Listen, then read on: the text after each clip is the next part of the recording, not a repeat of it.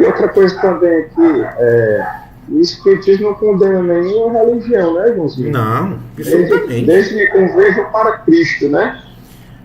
E o... São bem-vindas, desde que converjam para Cristo, né? Pessoal, o Evangelho segundo o Espiritismo, ele só aborda o ensino moral do Cristo. Ele só aborda o ensino moral. Ele, em momento algum, fala que o Cristo expulsou aqueles vendilhões do templo, que o Cristo estava montado no jumentinho. Aí ele foi falar com o cara que estava lá no portão, não sei da onde. Ele não fala dos atos da vida do Cristo. Ele fala da moral do ensinamento do Cristo. Por que isso? Para que as religiões não tenham motivo de discussão com a doutrina espírita. Porque toda religião, ela também se debruça sobre a parte moral dos ensinamentos do Cristo. Então até nisso os espíritos foram muito sábios e claros com Kardec. E Kardec não colocou no Evangelho segundo o Espiritismo nada que fosse motivo de discórdia entre religiões. Isso quer dizer também o seguinte, que no futuro, nós não podemos dizer que o Espiritismo será a religião do futuro. Não, porque o Espiritismo não é religião.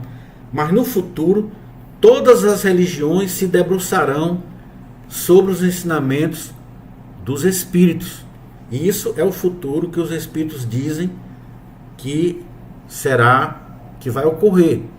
Todas as religiões, elas vão comungar do ensino dos Espíritos à medida que elas forem evoluindo, clareando, né? Clareando suas mentes. Diga, meu irmão Hernani. Abre teu som, Hernani. Meu amigo, me responde a coisa, meu irmão, assim. Eu fiquei com a dúvida aqui, queria que você me tirasse essa dúvida. Quando a gente desencarnamos, a gente continua sendo, eu vou continuar sendo o Hernani, né? Eu não falo nada de inglês, de espanhol, de nada. E no caso aí, como é que fica a situação? Vai para a gente conhecer outras pessoas, outros espíritos de outros, desencarnar de outro país, como é que vai ser pelo pensamento, como é que funciona essa parte aí? Se você puder falar, eu agradeço muito. Ah, meu irmão, tu tá por fora. Lá no plano espiritual só o que tem é curso de inglês, macho. Curso de espanhol, francês. Tu tem que levar uma graninha pra se matricular num curso desse daí. É brincadeira, Hernani. Hernani, na verdade, Hernani, como você disse, você é Hernani aqui, e quando chegar na vida espiritual você vai ser Hernani lá. Muito bem, você não errou não. Só que Hernani é uma personalidade que você está vivendo atualmente e temporariamente no planeta. Temporariamente você tem essa personalidade, mas você já foi Maria, você já foi João, você já foi Alcindo, você já foi muita coisa no passado, entende? Você já teve várias personalidades. Então o seu espírito, que tem a vida infinita, que é o ser individual, ele tem várias vidas materiais, várias encarnações nos mundos de matéria como o nosso. Em cada uma dessas você representa uma personalidade. O que é que acontece? Será que o que você aprendeu como João, como Maria, como Hernani, como outra personalidade, isso se apagou da sua mente, será? Ou será que ficou guardado na sua mente? O que é que você acha?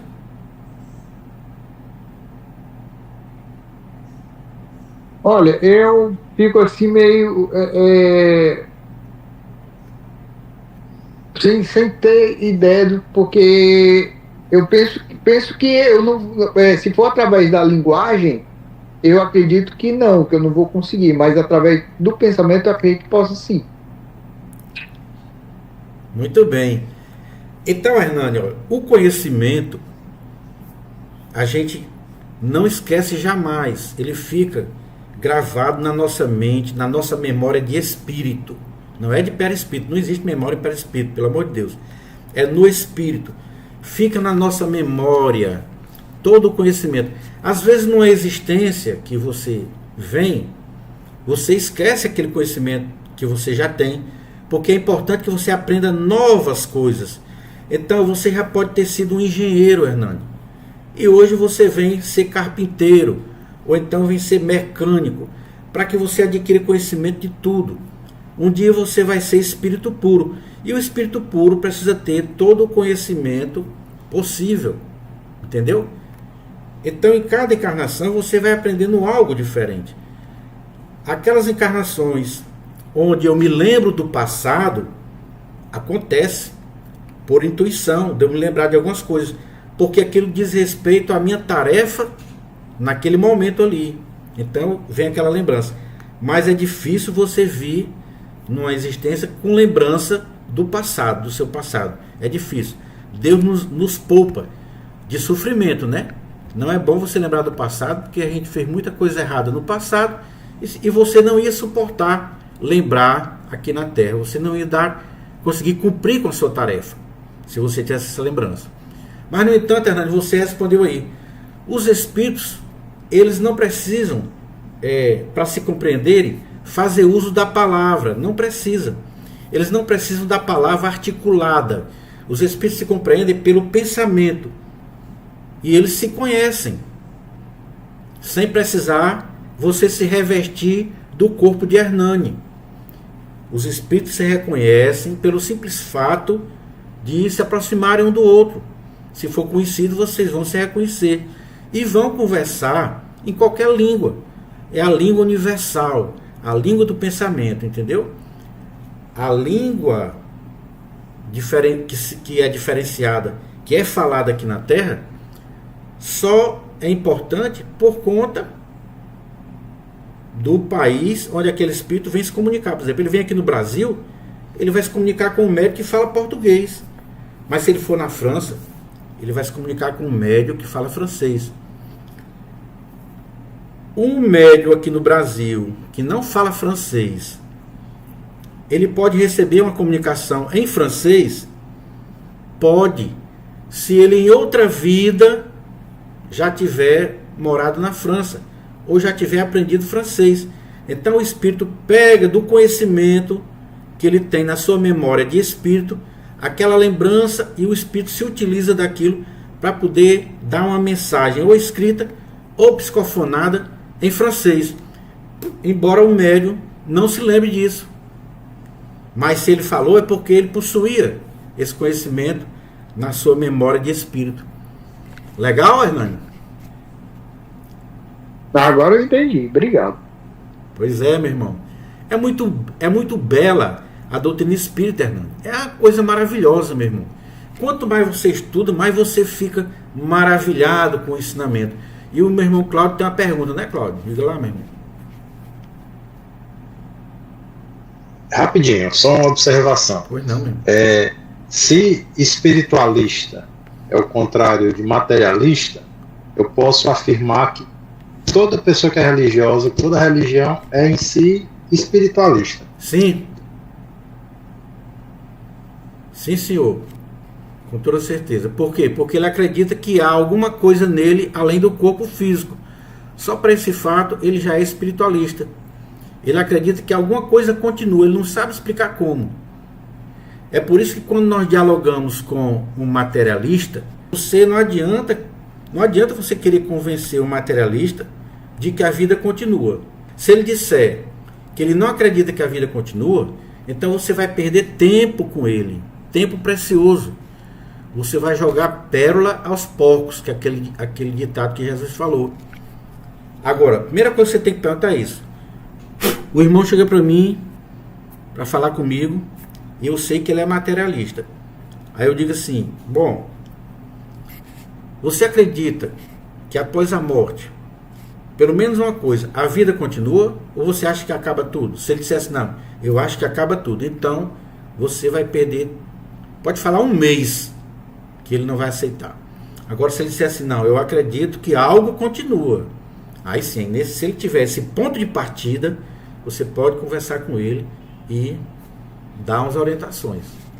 Viu, Gidelan? Mas muitas pessoas, é o Cláudio, aliás, mas muitas pessoas Quer dizer, são materialistas por falta de algo melhor. Na religião que ele foi apresentado, falsearam os ensinamentos, que na cabeça dele ele não aceitou aquilo. Então ele prefere ser um cara descrente do que acreditar naquelas informações que ele não concorda. Então ele é materialista até conseguir conversar com alguém que lhe esclareça melhor. Aí sim, chama-se materialista por falta de coisa melhor. Tá lá, estou falando aqui do que está escrito lá no livro dos médios, viu, pessoal? Isso aí é livro dos médios. Materialista por falta de coisa melhor. E tem o materialista por orgulho, que é esse que eu lhe falei, esse que não admite nada além daquilo que a inteligência dele possa abarcar. Se a inteligência dele não consegue entender que a vida continue, não adianta você conversar com ele. Ele é assim por conta do seu orgulho.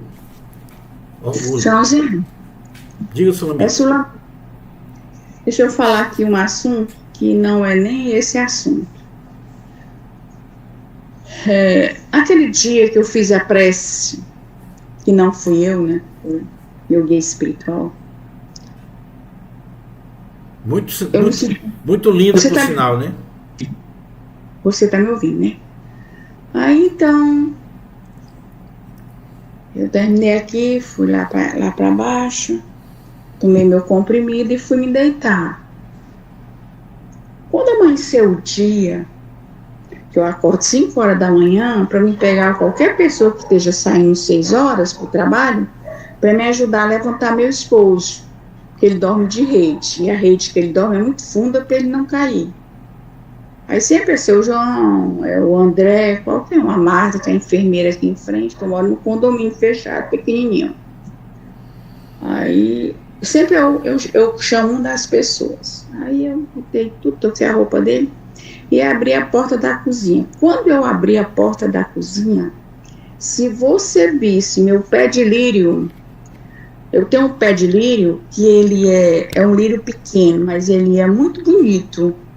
E ele dificilmente ele dá flor. Ele estava cheio de flor, a coisa mais linda. E eu, santo Deus, que coisa linda. Aí eu agradeci a Deus pela planta, pelo dia. Maravilha, né? Aí fui para minhas tarefas. Aí o celular chamou. Que eu olhei e tinha o nome Walter Cantide, que é um hospital. Sim. Acho que você conhece. Sim. Eu tô atrás, primeiro eu passei quase 1 ano e pouco atrás de uma consulta. Aí consegui uma consulta com o Dr. Cid, um neuro, muito bom. Aí o neuro passou um exame do João e descobriu a doença do João. Ele tem a hidrocefalia, não sei o que, é HPN, de depressão normal. Um negócio assim.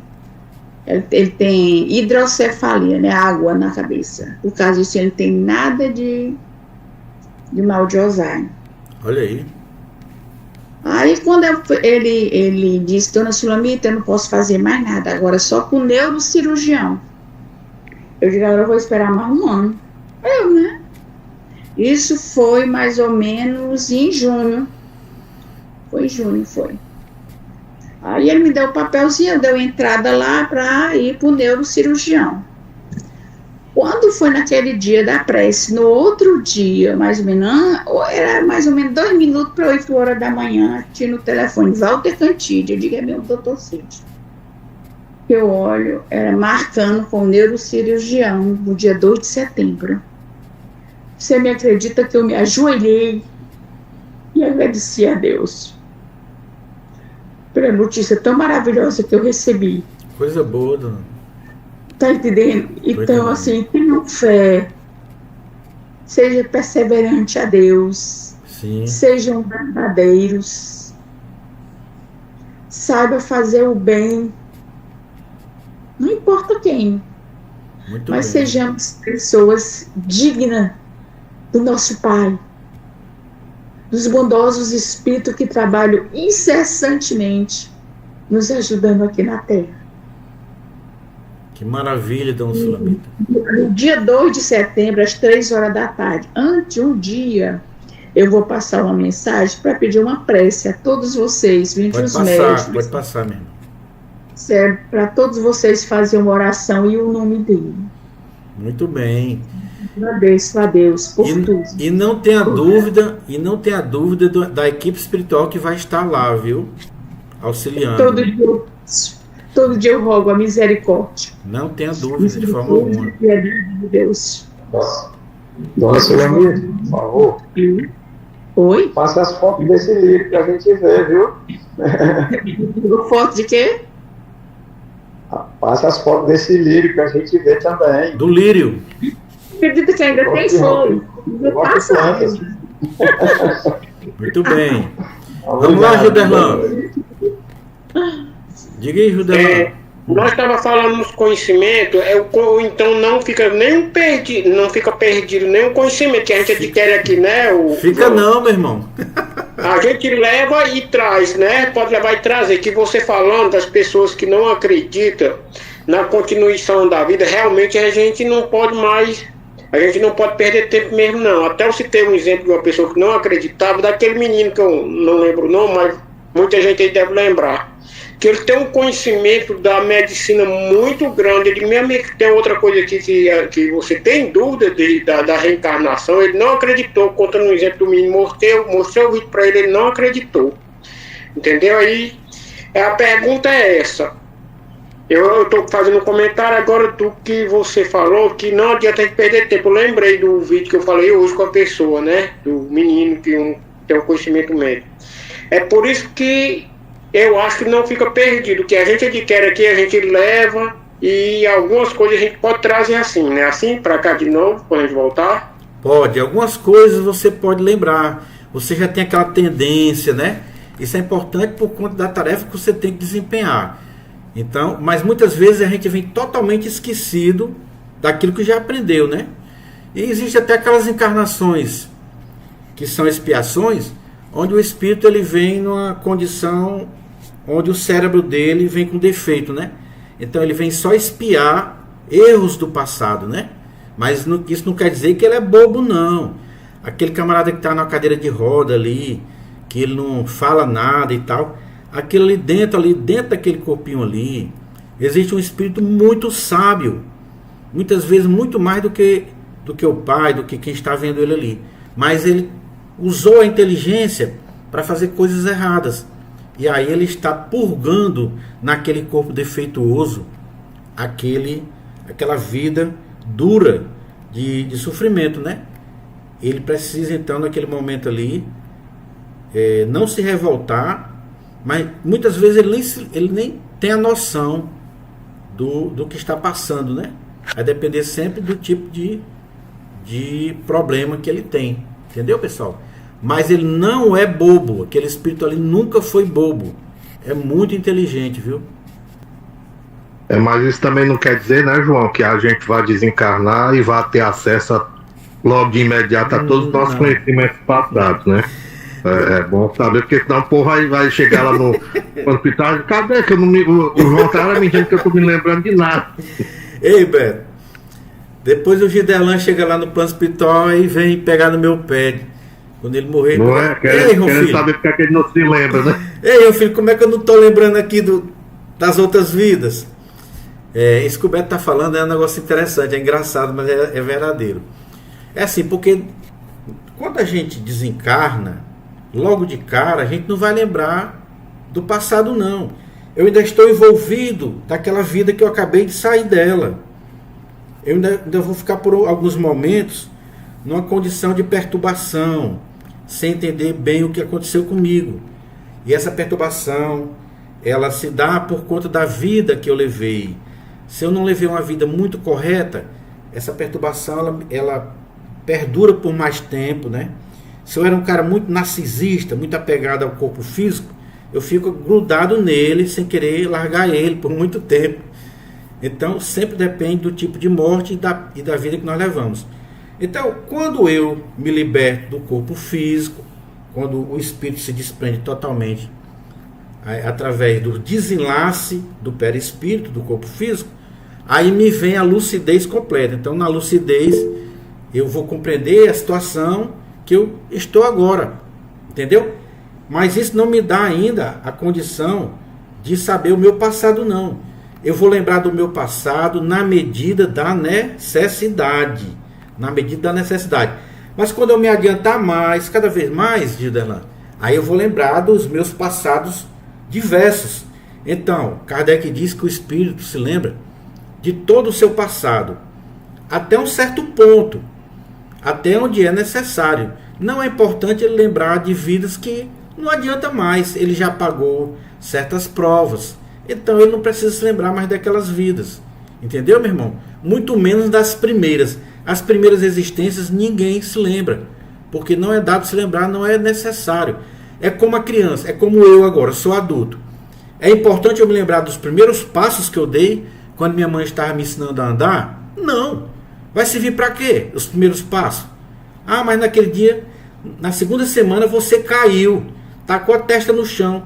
Para que vai servir para mim isso? Entendeu, Giderlan? Então é sempre dentro da necessidade, da importância para a minha vida de crescimento moral. Eu tenho uma pergunta referente a algumas mortes, pelo que eu pude ler, tem a necessidade de ser socorrido pelos enfermeiros, né, espirituais. E em caso de necessidade de umbral, a gente primeiro é socorrido para o hospital ou primeiro a gente passa para o umbral? Meu irmão, eu acho que você andou ouvindo falar de umbral por alguém que não estudou doutrina espírita nas obras de Kardec. Ele estudou nas obras de André Luiz. Porque isso não existe, meu irmão. Esse negócio, essa história de umbral, isso é uma informação que desinforma as pessoas, entendeu? Quando nós deixamos o corpo físico, nós vamos para a erraticidade. Mas não necessariamente para um local chamado umbral, que é um local de sofrimento. Não é para esse local que nós vamos, como as pessoas entenderam, né? André Luiz contou que ele passou por essa experiência. Quando ele chega no plano espiritual, ele se sentiu não entendeu direito o que se passou com ele. Ele estava numa condição ainda muito perturbado, e por conta dos seus erros cometidos, porque ele é um espírito ainda imperfeito como nós, ele percebeu que passou 8 anos numa região que para ele era um verdadeiro sofrimento, né? Ele conta, e depois ele ficou sabendo que essa região se chamava umbral. Então o que aconteceu aí, Eric? Ele contou a história dele, ele contou uma questão particular, com o entendimento que ele possuía, com os conhecimentos que ele possuía. Então ele acha que esteve nesse local. Mas isso não quer dizer que você, que eu, ou que algum irmão desse grupo aqui vá ter que passar por lá também, não. Quem falou isso foram os espíritas brasileiros que não estudam doutrina espírita através das obras de Kardec. Eles estudam através apenas dos livros dessa coleção de André Luiz. Portanto, eles acreditam piamente que todo mundo que morre tem que passar pelo umbral. Todo mundo que morre, meu irmão, passa por uma perturbação espiritual. Essa perturbação, ela se dá por conta ainda da ligação do espírito com o corpo físico, através do perispírito. Então, enquanto o meu espírito, enquanto o meu perispírito não se desliga totalmente do corpo, eu estou numa espécie de nevoeiro, eu não consigo perceber o que aconteceu comigo direito. Então é uma perturbação que eu passo. Todos nós passamos por ela. Pouco tempo, mais tempo, vai depender sempre de cada um, da vida que fizemos. Agora, não é necessário que seja no umbral não, meu irmão. Eu quero que alguém me mostre, que me prove isso daí. Onde é que está escrito isso? E que ele me mostre na doutrina espírita, nas obras de Kardec. Onde é que está escrito que a gente vai para esse umbral? Entendeu aí, Eric? Entendi, perfeito. Eu pensava igual a você, João. Eu assim, eu não tinha certeza do que você está dizendo, mas eu pensava também. Então, eu toda a vida, até hoje, tenho medo de umbral. Aí eu ficava com medo quando eu comecei a a ver as coisas de André Luiz. Eu digo, depois eu pensei só comigo, se ele foi para um umbral, o problema é dele, eu vou perder o medo, eu não vou não, entendeu? Olha, vou dizer aqui uma coisa. No livro Céu e o Inferno, de Allan Kardec, os espíritos dizem o seguinte: a ideia de inferno é uma ideia ridícula. Aí são palavras dos espíritos, não são minhas, nem de Kardec. Os espíritos disseram que é ridículo você acreditar em inferno. Aí, se você vê aquele último tema que estudamos, acabamos de estudar mês passado, Código Penal da Vida Futura, e no anterior, onde eles acabam com o inferno, onde eles dizem que não tem menor lógica que existe inferno. Aí os espíritas brasileiros, o que é que fizeram? Já que o livro Céu e Inferno acabou com o inferno, e o André Luiz falou de umbral, que maravilha! Vamos todos para o umbral. Por quê? Porque as pessoas adoram ir para o inferno. Então eles criaram um inferno chamado umbral, para poder justificar o lugar para onde as pessoas que praticam o mal vão quando deixam a vida física. Ora, mas Deus é tão bom, Eric, Deus é tão maravilhoso, que Ele permite o quê? Que a gente reencarne, para resgatar seus débitos numa nova prova. Entendeu? Então, se Deus permite que a gente reencarne, por que existe inferno? Se, segundo a igreja, o inferno é o local onde você vai expurgar seus crimes pro resto da vida, eternamente ali. Você fez um errinho de nada, pronto, tá lascado, vai pro inferno. Então, isso é ridículo. Deus nos dá a reencarnação exatamente para que a gente repare o erro do passado. É essa porta que Deus nos abre pelo seu amor a seus filhos, que somos todos nós. Por quê? Porque Deus não quer que nenhum dos seus filhos se perca. Todos nós seremos resgatados para o seio dele. Um dia ele quer todos reunidos no seu seio. Então essa é uma fatalidade da qual ninguém escapa. Portanto, não existe essa questão de inferno nem de umbral. Entendeu? Outra coisa, onde é que o espírito resgata seus erros? Nas encarnações. São nos mundos de matéria como o nosso. É aqui que nós estamos sofrendo. Desde o momento que a gente nasce, a gente precisa trabalhar para poder se sustentar, né? Quando tem uma pandemia, Deus nos acuda. É todo mundo correndo com medo, atrás de vacina, atrás de coisa, porque o mundo é de provas. Só em um mundo ser de provas, a gente já está demonstrando, já está nos dizendo que a gente veio aqui para resgatar. Se não foi um fato que eu cometi nessa vida, só pode ter sido na vida anterior, porque Deus não é injusto, nem está brincando conosco. Então eu estou tendo a oportunidade de resgatar meus erros.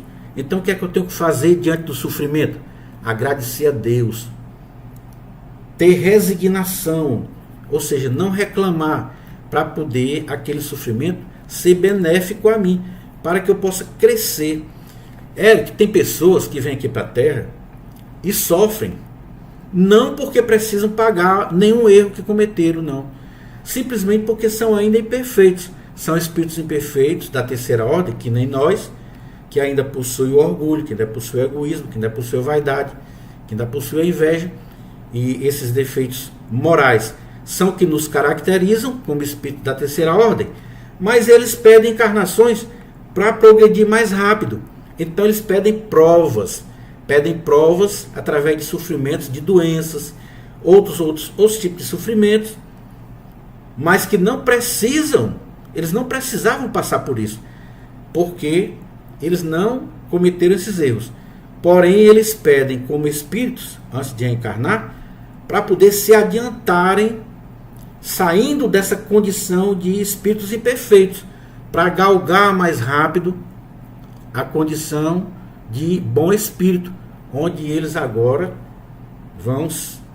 serão espíritos mais felizes, depois de sofrer esse tipo de prova. Entendeu, meu irmão? Então nem todo sofrimento aqui na Terra é motivado por erros do passado. Muitos são a pedido. Quem são esses? Como é que a gente pode identificar? São aquelas pessoas que sofrem muito, mas são tão boas. São pessoas que, apesar de seu sofrimento, só sabem abrir a boca para dizer coisa boa, para nos dar ensinamento, para nos dar orientações. E você fica besta com uma pessoa dessa. Rapaz, fulano de tal é uma pessoa pobre, humilde e tal, mas ela não reclama da vida. São espíritos em provação, não são espíritos em resgate. Entendeu, meu irmão? Então assim eles crescem mais rápido. No final das contas, o umbral é aqui, né? Sim. Ô João, eu tava vendo na semana passada uns vídeos que a minha irmã mandou de uma religiosa, que a mulher vai semana sim, semana não pro inferno, que Deus leva ela. Aí ela dizendo, o tanto de gente que essa mulher encontrou no inferno conhecido, e ela dizendo, tu se prepara, João, porque ela disse que até quem vai pra academia, Deus disse a ela, que a mulher que bota roupa curta, o homem que bota short pra ir pra academia, estão tudo pro inferno. A mulher que passa maquiagem vai pro inferno. Eu acho que eu vi isso aí na internet, né, Beto? Eu vi, a mulher conhece mais do inferno do que o cão. Eu acho que eu vi isso aí ontem. E semana sim, semana não, a mulher tá lá. Não sei o que aquela vez tão bom que tem no inferno, que a mulher voltando toda hora. Porque tu vai pra academia, né, João? Eu vou. Toma cuidado, viu? Diz, Natália. João, sobre esse assunto da... Acho que alguém comentou, eu até comentei também. Sobre fazer primeira comunhão, ou crisma, essas coisas assim, mais pro lado católico, né? Sim. Eu sempre gostei muito de refletir sobre a vida, sobre a minha vida aqui na Terra mesmo. E aí eu nunca fiz, né? Eu nunca fiz nem primeira comunhão e nem o que é o catecismo, né? Crisma, essas coisas, eu nunca fiz. Sai preta pro inferno. E aí depois de um tempo eu fiquei pensando, não, eu acho que eu realmente era para ter conhecido a doutrina espírita, né? Porque eu não me encaixei nem no catolicismo, nem na parte evangélica. A maioria dos meus familiares são evangélicos, né? Daqueles mesmo bem fervorosos, onde até a mulher realmente não até então, né? Até uma geração atrás não podia passar maquiagem, tinha sempre que estar com as vestimentas, né? Bem compridas. Eu sei como então, é bem rigoroso, né? Pois é, aí quando as pessoas comentam de mim sobre o espiritismo, vem falar sobre o espiritismo, aí eu digo isso, que no espiritismo eu encontrei respostas para as minhas indagações. Porque é algo lógico, né? Não é uma coisa assim misteriosa. Pois é, e você vai viver sem sentimento de culpa, né? Então, só para encerrar aqui, eu vou falar para o Eric mais uma coisa interessante, já que o Eric tocou no assunto. Lá na doutrina espírita, Eric, tem um momento lá que Santa Teresinha, ela, quando era viva ainda, né? Ela, num sonho, num desdobramento, através do sonho, ou seja, num estado semelhante ao sonâmbulo, um estado semelhante àquele momento em que há o sonambulismo. Ela se desprende do corpo e vai até uma região muito ruim do plano espiritual. Então ela vai lá, e quando ela volta, ela conta que esteve no inferno. Santa Teresinha conta que esteve no inferno. Ela descreve, né, que era uma rua muito fétida, tinha os animais muito feios, tinha um local lá onde ela se encostou na parede, e esse local se encaixava perfeitamente para o corpo dela. Então ela disse que aquele local era o dela, né? E ela ficou muito feliz quando ela sai dali e acorda, né? Ela retorna de lá. Então ela tem piamente a certeza que esteve no inferno. Aí Kardec perguntou a São Luís por que ela falou isso. Como é que ela disse que esteve no inferno se não existe inferno? Aí São Luís explicou para ele. Não, o que ela teve foi um pesadelo. Ela, como espírito, foi a uma região de sofrimento, mas na concepção dela era o inferno. Por quê? Porque ela era católica, né? E o que ela aprendeu no catolicismo? Que existia o inferno. E as ideias que ela tinha de inferno eram aquelas ou piores, né? Então ela disse que achava que tinha ido para o inferno. Essa foi a ideia dela, o pensamento dela, é a opinião dela, meu irmão. Foi uma opinião exclusiva dela, um pitaco dela, entendeu? Então isso não quer dizer que ela esteve lá. Isso é a opinião dela, falando através daquilo que ela pensava, que ela imaginava, daquele conhecimento que ela adquiriu como freira, né? Que era ela, que ela era. Então é diferente das outras pessoas. Mas os espíritos que nunca se contradisseram, né? Os espíritos que trouxeram a doutrina, eles dizem que isso não existe, meu irmão. Viu? Ok? Show, muito obrigado. De nada, meu querido. Pode fazer pergunta quando você quiser, viu? Pessoal, aqui a gente vai encerrar porque passamos, né, alguns minutos. Ei, João. Opa, seu Silvio. Boa noite, meu irmão. Estava aqui observando tudo que foi comentado a respeito da introdução do nosso livro, né, gente? Sim, muito bom, né, seu Silvio? Muito bom.